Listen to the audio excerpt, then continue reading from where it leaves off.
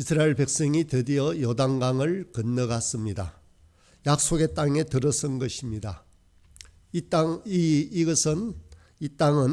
아브라함에게 약속이 주어진 지 400년 만의 일입니다.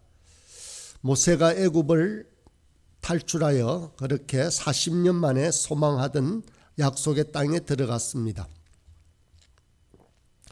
그러면 이제 고생 끝 행복의 시작이 될까요? 그렇지 않습니다. 문제는 지금부터입니다. 약속의 땅에 들어서긴 했지만 아직 자신들의 소유가 아닙니다. 그 앞에는 여리고성이 떡 버티고 있습니다. 이것을 보면 우리의 현실 또한 우리의 신앙과 마찬가지인 듯 보여집니다. 예수 믿고 구원받으면 모든 문제가 다 끝날 것 같은데 오히려 더 많은 문제가 우리 앞에 닥쳐 있습니다. 옛날에는 사소한 거짓말을 해도 양심에 끄리낌이 없었습니다. 그런데 이제는 그것이 무거운 신앙적인 문제가 되어져 버립니다. 그리고 주일날에도 마음대로 쉴 수가 없습니다. 술이나 오락을 즐기는 것도 함부로 할 수가 없습니다. 그런데 사실 이런 문제는 단순한 문제입니다. 더 어려운 것은 인간관계의 문제입니다. 전에는 기분 내키는 대로 미워하고 담을 쌓고 살아도 됐는데 이제는 화목하라는 주님의 명령 때문에 부담이 됩니다. 전에는 원수도 미워하고 보복하면 되는데 용서하라는 주님의 명령 때문에 이제는 이것이 기도의 제목이 되고 말았습니다. 이것들보다 더 견디기 힘든 것은 내 속에 꼭꼭 감추어 두었던 상처나 엄밀한 제약, 좋지 못한 성격이나 성품을 건드린다는 것입니다. 우리는 누구나 다 과거의 아픈 상처를 가지고 살아갑니다. 자기를 건드릴 때 가장 예민한 부분이 있습니다. 이것은 아무에게도 노출시키지 않고 엄밀히 감추고 싶은 것들입니다. 그런데 주님께서 바로 이 부분을 건드리십니다. 내어놓으라고 명령하시고 내가 그 견고한 성을 무너뜨리겠다라고 말씀하십니다. 주님은 우리가 가지고 있는 제약의 여리고, 상처의 여리고, 악한 습관의 여리고를 돌파하라고 명령하십니다. 여리고를 우회할 수도 있고 여리고와 타협하며 살 수도 있습니다. 그러나 그렇게 해서는 가나안 땅을 소유할 수는 결코 없습니다. 우리의 마음은 마치 전쟁터와도 같습니다. 그래서 우리들이 분명히 알아야 할 것은 구원이 끝이 아니라 오히려 시작이다라는 사실입니다. 주님께서는 우리로 생명을 얻게 하고 더 풍성히 얻게 하시려고 이 땅에 오셨습니다. 생명은 태어나는 것만이 목적이 아니라 생명은 성장해야 하고 건강해야만 합니다.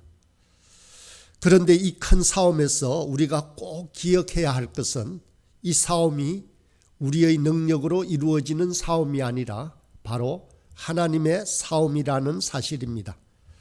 하나님이 주도하시고 하나님이 친히 싸우시는 전쟁이다라는 것입니다. 오늘 말씀도 한번 보십시오. 이스라엘 백성은 싸우기도 전에 이미 승리의 소식을 받습니다. 2절입니다. 여호와께서 여호수아에게 이르시되 보라 내가 여리고와 그 왕과 용사들을 네 손에 넘겨주었으니.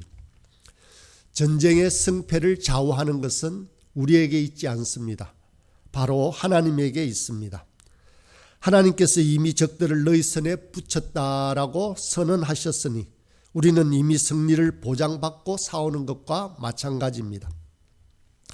사실 여리고성의 작전 계획을 세웠던 분도 우리가 아니었습니다. 이스라엘 백성들이 아니었던 것입니다. 하나님이십니다. 3절과 5절의 내용을 보면 여리고성이 무너지는 것들이 어떻게 무너지는지를 자세히 설명하고 있습니다. 언약궤를 맨 제사장들 앞에 7 제사장이 양각 나팔을 불며 그 뒤를 이스라엘 백성들이 따릅니다. 첫날에는 한 바퀴를 돌고 7째 날에는 7바퀴를 돕니다. 도합 13바퀴를 돌다가 이스라엘 백성들이 일제히 함성을 지를 때 여리고성이 무너지게 할 것이다 라는 계획입니다. 그런데 이 계획이 좀 무모합니다. 성을 빙빙 돌기만 하면 여리고성이 무너진다고 하니 참으로 황당한 계획입니다. 그러나 하나님은 일부러 이런 황당한 계획을 세우십니다. 왜일까요? 이 싸움은 너희가 싸울 것이 없다. 바로 내가 싸운다 하는 것을 보여주기 위함입니다. 이스라엘이 도대체 여리고성에서의 싸움은 도대체 한 것들이 무엇입니까? 이스라엘 백성들이 한 것이라고는 없습니다. 그저 순종하여 성을 빙빙 돈 것뿐입니다.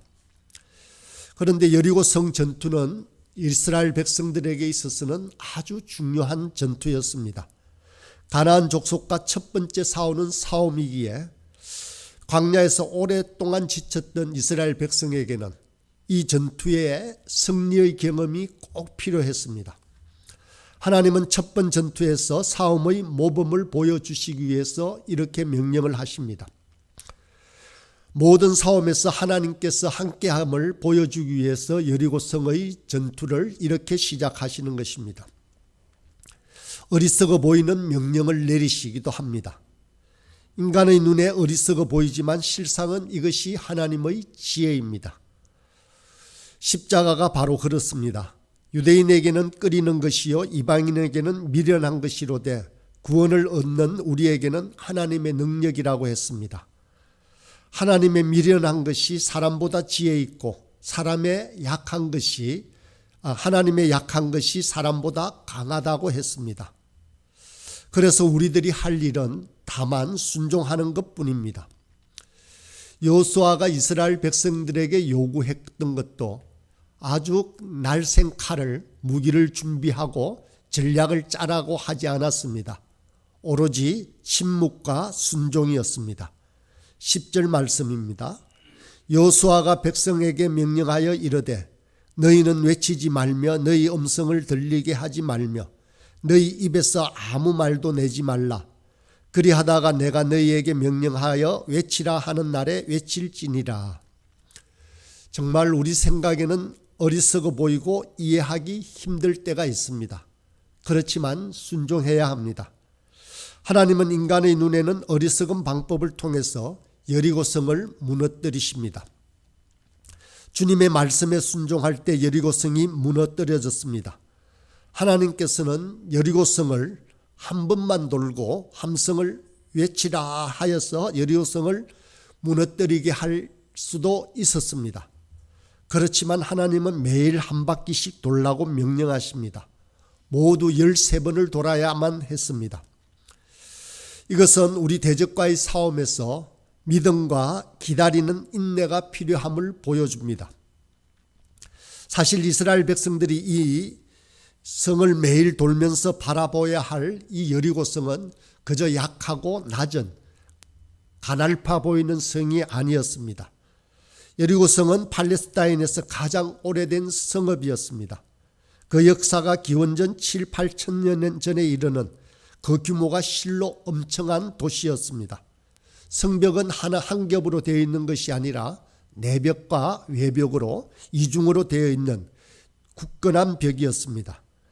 외벽은 두께가 2m가 되고 그 높이는 7m에 이르렀고 내벽은 지상에서 14m에 이르고 두께가 3m가 되었다라고 그렇게 조사가 되어 있습니다. 이스라엘 백성들이 매일 이 큰 성을 돌면서 어떤 생각을 했을 것 같습니까?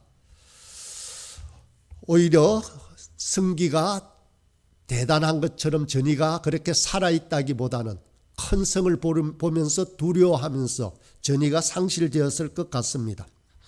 그리고 여리고성에 있는 사람들도 가만히 있지 않았을 것입니다. 아마 성 위에서 화살을 쏘며 욕을 했을지도 모릅니다. 그러나 믿음으로 순종하자 어떤 일이 일어났습니까? 여리고성이 무너졌습니다. 기적을 만들어내는 것은 우리의 능력이 아니라 믿음과 순종입니다.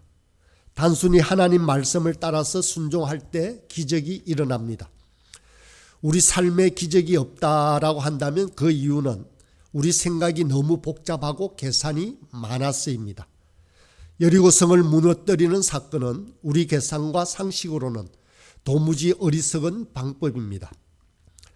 하나님께서는 하도 믿지 않고 순종할 것 같지 않으니까 성경은 3번에 걸쳐서 이 방법을 자세하게 계속해서 설명합니다. 3절과 5절에서도 설명하고 6절과 10절에서도 다시 반복합니다. 그리고 10절 이하 20절까지 그 말씀을 순종하는 모습을 적나라하게 드러냅니다. 말씀도 반복이고 성경도 반복입니다. 우리는 이처럼 귀에 못이 박히도록 들어야 겨우 한 걸음 순종합니다. 여리고성을 도는 이스라엘 백성의 모습은 전사들이 아니라 마치 예배자와 같은 모습들입니다. 제일 중심에 선 것은 가장 날쌘 검을 가지고 있는 무장한 군인이 아니라 언약궤입니다. 언약궤는 말씀이나 하나님의 임재를 상징합니다.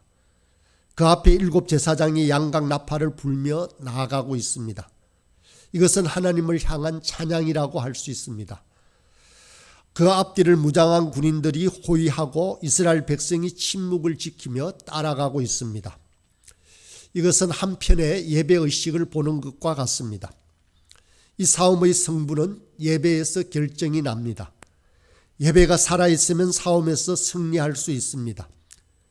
주일 예배에서 하나님의 임재를 경험해야 승리할 수 있습니다.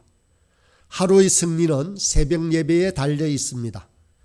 우리는 전쟁의 승리가 아니라 하나님께 달려 있음을 믿기에 예배를 통해서 먼저 하나님을 만나고 그렇게 하는 것이 승리의 비결입니다.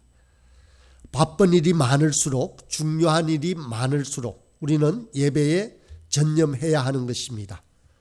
그래서 이 싸움이 예배와 같다라는 것입니다.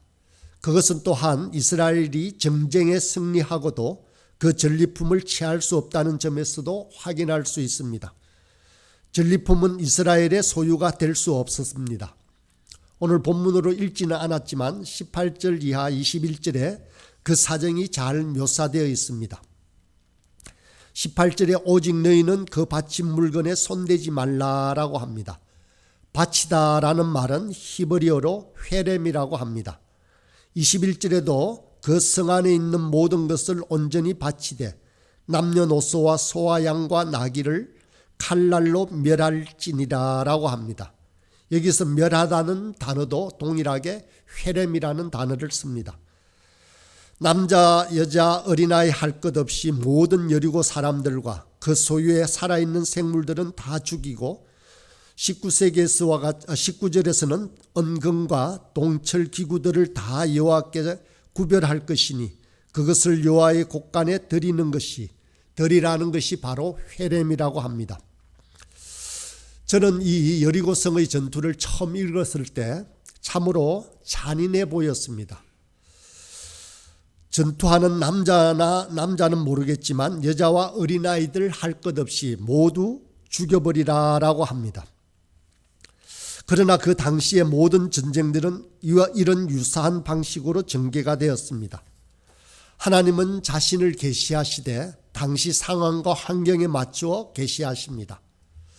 그러나 오늘날은 그렇지 않습니다. 십자가의 사랑이 드러난 신약시대와 오늘날의 시대는 그때 구약의 시대의 전쟁 이데올로기와 진멸하라는 회렘의 정신을 사용하고 있지 않습니다. 우리는 여기서 그 영적 의미를 취하는 것이 더 중요합니다.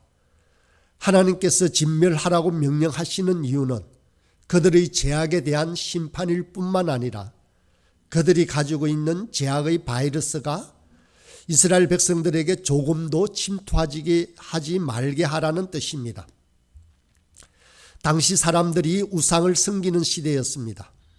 우상의 바이러스에 감염된 것은 비록 소와 양이라도 살려두어서는 안 된다라는 것입니다. 요즘의 조류 독감 사태를 보면 잘 알 수 있습니다. 이 바이러스는 감염률이 매우 높고 치사율이 거의 100%에 가깝습니다. 이 바이러스가 사람에게 감염되면 인류에게 치명적인 질병이 될 가능성이 높습니다. 그래서 조류 독감이 발생한 지역은 반경 3km 내지 10km 안에 있는 모든 것들은 살처분하고 있습니다. 하나님이 죄악을 바라보는 그 마음 또한 이렇다고 생각합니다. 죄악도 바이러스입니다. 순식간에 전파가 됩니다. 아담 한 사람에게 있던 죄가 순식간에 온 인류에게 전파되었습니다. 아담의 아들 가인은 형제 아벨을 살해하는 끔찍한 범죄를 행합니다. 우리 주님은 가나안을 정복하면서 죄악의 바이러스가 조금도 침투하지 않도록 회рем을 명령하신 것입니다. 이스라엘은 이 명령에 순종하지 않다가 결국 가나안 우상의 바이러스에 감염되어서 결국 약속의 땅에서 쫓겨나는 역사적인 사건이 일어나고 맙니다.